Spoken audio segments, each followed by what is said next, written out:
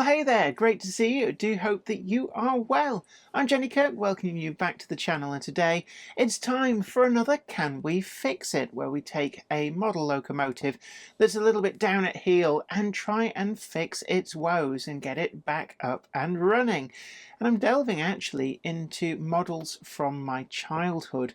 Now, these have been on display at my parents' house for an awfully long time in some glass cabinets, and my dad wanted to get them running, but as you can imagine, that models that date, in this case, we think probably around 1949, 1950, something like that, you can imagine that there's a little bit of degradation over those years, and he just couldn't figure out what was wrong with this. So I'm taking it on board, and we're going to delve into the Hornby Dublo N2 tank locomotive and see, can we fix it?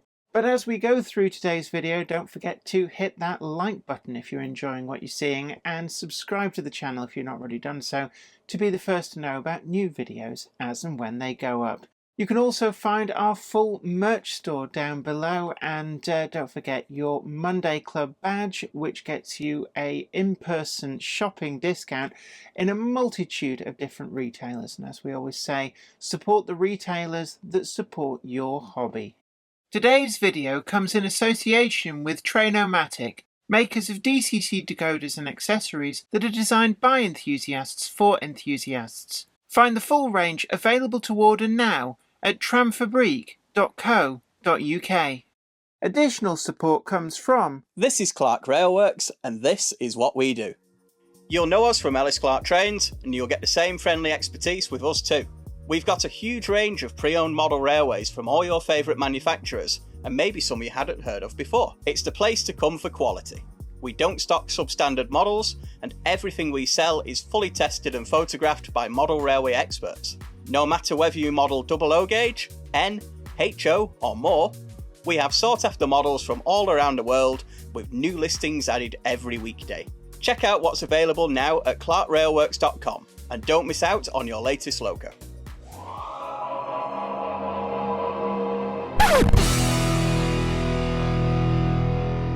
This is actually a Hornby Dublo model. It dates back to probably around 1949, and it comes from what was actually my childhood collection, which was shared with my dad, or probably more accurately, he shared his model trains with me. And we bought this a very, very long time ago.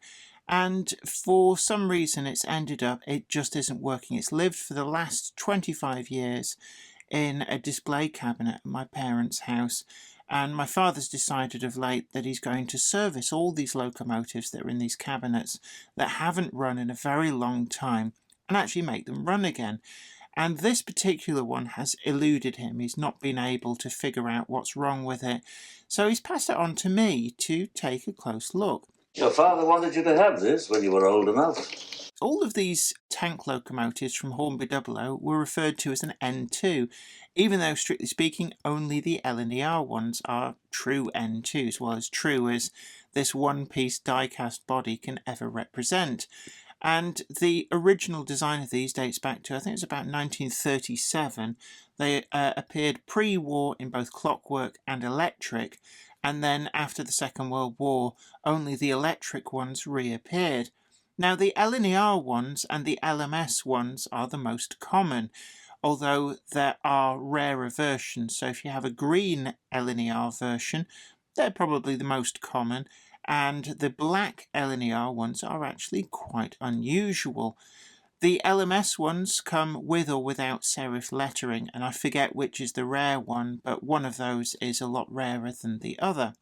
When it came to the Southern, they did two different versions, both of which are very, very rare, either with the kind of olive green or the malachite green. And with GWR, there's two versions, both of which are quite hard to get. In fact, one is nigh on impossible, and that's where they actually put the wrong number on the bunker and used the transfer from the Duchess of Atholl 6231. And as far as I'm aware, there's only 5 of those verified to exist, probably a Friday afternoon job. but more commonly they're 6699, and still quite a rare locomotive. They didn't crop up much back in the day. They weren't made in any great numbers. For some reason, Hornby Dublo shunned both the Southern Railway and the GWR, with the wagons too being reasonably difficult to find. Now, the GWR tank locomotive actually has a different casting. All the others share the same casting with a dome and then a safety valve cover with what look like whistles on at the back. But for the GWR version, they actually went to the trouble of having a different tool, which has the much more obvious GWR bonnet on here, and the piece at the back is not there. This wasn't continued when they went over to the BR liveries, and it does mean that when you find a GWR one, you can verify that it is a genuine Hornby Dublo model by this casting on the top, as opposed to a later repaint of a more common model. Now, first of all, let's just check this out. I'm going to use, I've got my DCC Concepts servicing cradle just to protect the paintwork. I mean, it's lasted nearly 80 years, so it deserves a little bit of love and attention. And it's quite clear that this has run at some point. You can see the markings on the zinc mazout wheels, and given its age, there's no worry of mazout rot with these, because if they were going to disintegrate, they would have done it by now. And it just shows that actually zinc mazout is a very stable alloy if the mix is done right and doesn't have lead contaminants which cause that rotting. Now, I've got myself a couple of wires here back to a DC controller, and actually there's nothing. There's no sparking I can see over there. The controller is showing nothing whatsoever. So that is completely dead. So first test has been done. We can verify that there is definitely something going on inside here. Now, they're remarkably simple. The body's held on by this single screw up at the front. Got to be careful. You can see over the years the paint has been scraped by screwdrivers, so somebody has been in here. And I'm just going to very, very carefully undo this screw, which actually holds the chassis in almost like a clamp, because that screw goes through and actually screws into the front coupling mechanism, and then it just hooks in at the back. So just take that off, and immediately I can see that we have an issue, and it's definitely not going to work with this wire loose. So I'm going to solder that up. We'll just work through logically, and I'm just going to see, can I bear the end on this? Oh, that is really quite tough actually. It's quite short. So let's have another go. See, can I? Boom, done it. That'll just solder back to this little nubbin here, which goes down to those pickup skates. So I'm going to get out some solder, and we're going to need some flux as well. And I'm going to do now, this will make some people shudder. All I'll say to you is I clean the screwdriver afterwards. You can use a brush, you're probably supposed to use a brush, but I just use a little drip from the end of a screwdriver. I'm not proud. I'm going to put the lid on that so I don't accidentally knock it flying. And I'm going to bring in the soldering iron. Get a little bit of solder onto there. Going to tin the end of that.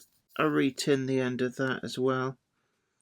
And I'm just going to, let's just find, I've got some tweezers here. This is actually quite thick single core wire. Let me just put that back in the holster. Just bend this round. That is actually probably part of the problem. There's no real bend going on with this. So let's just see if I can get that to resolder up.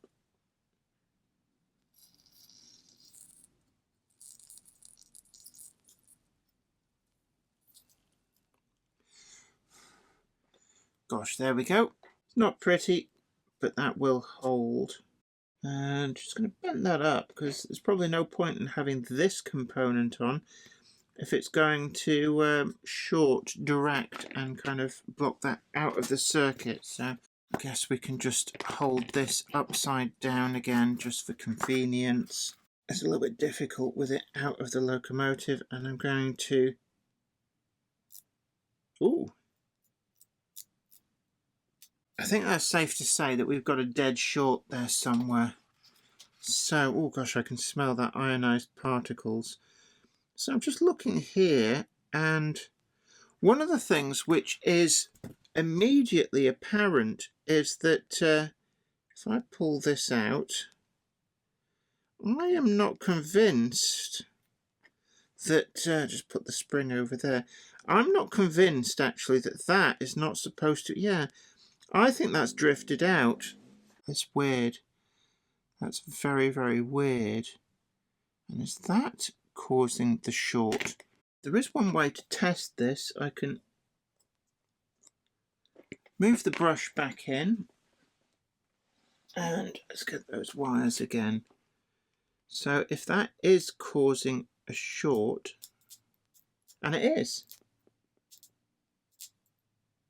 so we have a short between the tubing and the chassis block, which is, that is going to cause a lot of problems. Now these are kind of drift fitted in, and I don't even know if I can get that out. That is going to be a real toughie. It's more likely to just break apart. So we've isolated the problem, and it's a breakdown of the insulation somewhere inside this tube because there's nothing actually touching, and we're getting a direct short through the chassis block. So it's nothing to do with the armature, and it's everything to do with this. The only fix for this would be to drift all that out and then install a new tube, probably using plastic. These are materials that wouldn't have been available at the time, and just see where we go from there. I'm going to have a hunt around. I may have some materials to be able to do it, but getting that tube out is going to prove to be incredibly difficult. So let's just see what I've got to hand. Today's video is sponsored by TMC, the Model Centre, your first choice for finding all of the models featured today at the best possible price at the link in the description. TMC also offers custom weathering and renumbering to any model, be it brand new or pre-owned. Check out their full pre-owned listings too, where you can be assured of quality as every item is screened and graded by professional staff. TMC, the Model Centre, your first choice for all aspects of modelling. So I've had a look around and I found some plastic tube which looks to be about right to drift in, and the internal diameter of that should take the spring. And if we can just push fit that in, and that looks like that is going to do the job perfectly. So first step is to get rid of this tube, which is a metal tube. It's made of almost like a corrugated brass, and around that is insulation. And I think it's safe to say that what's actually happened is that the insulation has broken down and the brass has been able to make contact. So I'm just going to see if I can get it to move. Now at this point we're committed, because we're pretty much going to prevent the brush mechanism from being able to get in anyway. That has moved though, so I'm just going to try and pull this out, and you'll see it probably just starts to break up, which is a real nuisance. So I'm just going to work on this for a bit and see where I can get to. Well, just turn the camera off and there we are. It just let go and came straight out. So That's the tube that goes into the actual body, and you can see that what we've actually got is a kind of fibrous insulation around a brass tube. So I'm just going to see where we're up to. Must save the brush. Ever so slightly too big. A real nuisance. So what I could do is clean this up and rewrap it maybe with Captain tape and see where we get to. So use modern insulation to do the job. Now, will that still go through? I have kind of chewed up the end, so I'm just going to try and carefully repair that. I'm going to clean it up with a little bit of IPA just to get what appears to be a lifetime's worth of oil and such like. So we've just got a thing of IPA there, which is isopropyl alcohol, and just see what I can do with this. Give it a quick wipe over. So I just want to make sure that I can get that brush through, which has gone walkabout. Where did you come from? Where did you go? Ah, there we go. I'm just going to make sure that we can get this down and in. It's just hitting on the end there. So what I'm going to do is I'm just going to use a drill bit, which is approximately the right diameter, and just push that through and just return that to a kind of a round state where I damaged it just getting it out. With a lot of these older models, there's a lot of improvisation, to be honest with you, because quite simply there are no spare parts, and it's just simply a case of using what you've got. We gotta find a way to make this fit into the hole for this. So I'm just going to, and that is going through reasonably well. So there we are, verified that's going to be just fine. So I'm going to use some Captain tape on this, and I'm going to wrap it so that we don't have any risk of touching. So I'm going to start with back here. I'm just going to slowly wrap the entire tube, get multiple layers on, and then we'll come back and see where I get to. Right, I've finished carefully wrapping it, just built up the layers, and it feels a little bit on the loose side in there, and then it gets tighter, and I'm just going to try and drift that in carefully. So just gently push it. I can see it coming through, and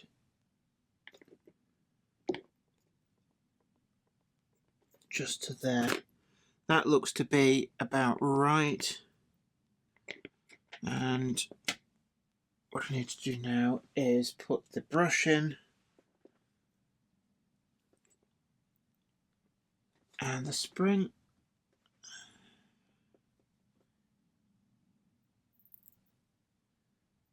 The brush is coming out the other end. I personally would feel more comfortable with just a little bit more going through, and then I can plug this in. Now this is where I've got to be quite careful, because I don't want the Captain tape to fold in and cause an issue. Right, so there we go. And what I'm going to do now is go back to the power, and there you have it. Wow, we have fixed it. So that is definitely wanting to work. And with that tube newly insulated,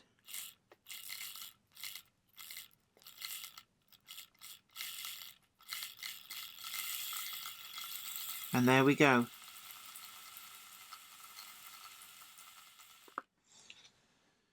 So we've successfully actually fixed that fault. I haven't actually used any extra parts, just some Captain tape to replace that broken down insulation, and I'm quite pleased with that. So I'm just going to reassemble the model. Let's get the body on.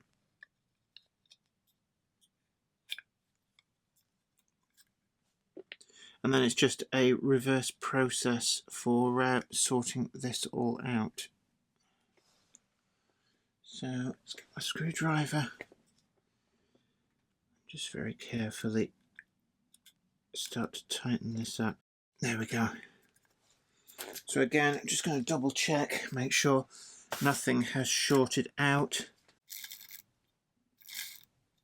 I mean, it's never going to be the greatest of runners.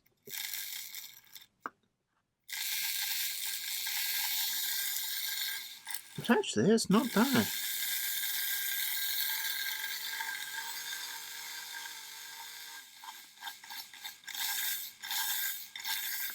And it just shows you can breathe new life into what ostensibly appears to be a complete goner of a mechanism, just with a very, very simple bit of Captain tape has done the trick. So modern materials on an ancient model, and I'm just going to oil it up.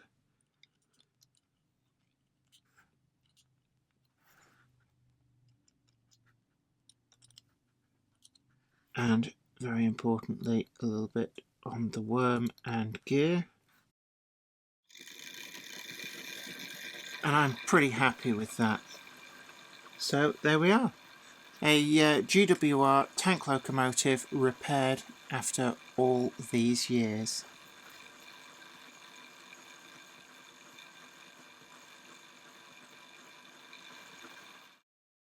Well, there you have it. It just shows that with a little bit of ingenuity, you can probably get most things fixed. And I actually didn't know whether I was going to be able to fix that when I started. And I suppose that dry solder joint that had parted company on that wire was probably the big smoking gun. And I actually thought, oh gosh, this is going to be a lot easier than I thought. But that shorting is usually something which in the past I would have probably thought was fairly terminal. But as luck would have it, we're able to track it down to being something other than the armature. Now, if the windings on the armature have started to break down, there's nothing really you can do other than get that armature rewound, and it's quite tricky these days to find somewhere that is able to undertake that task. But luckily, actually, the armature was in pretty good condition, and it was that shorting within the chassis block, which I suppose with the age of the insulation is something that's going to be increasingly more common with these models. But the Captain tape, which I got from DCC Concepts, is actually really, really good as a substitute, as long as you can get that brass tube out. And now I know from past experience it can be pretty well in there on some models. We got really lucky with this, but I'd love to know what you think about this. Can we fix it?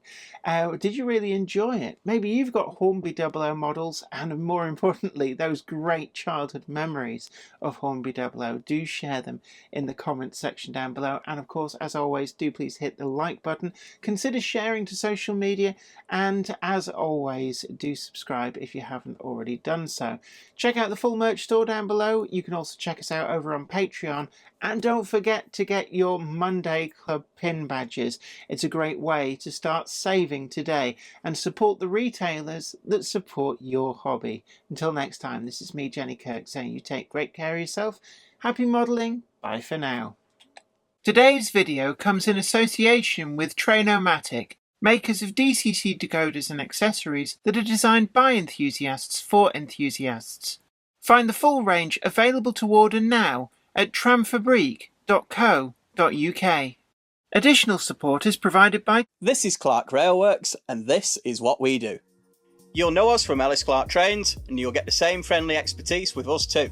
We've got a huge range of pre-owned model railways from all your favourite manufacturers, and maybe some you hadn't heard of before. It's the place to come for quality.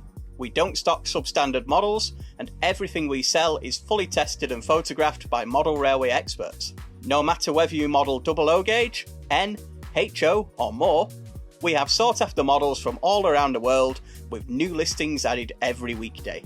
Check out what's available now at clarkrailworks.com and don't miss out on your latest Loco. Today's video is sponsored by TMC, the Model Centre, your first choice for finding all of the models featured today at the best possible price at the link in the description.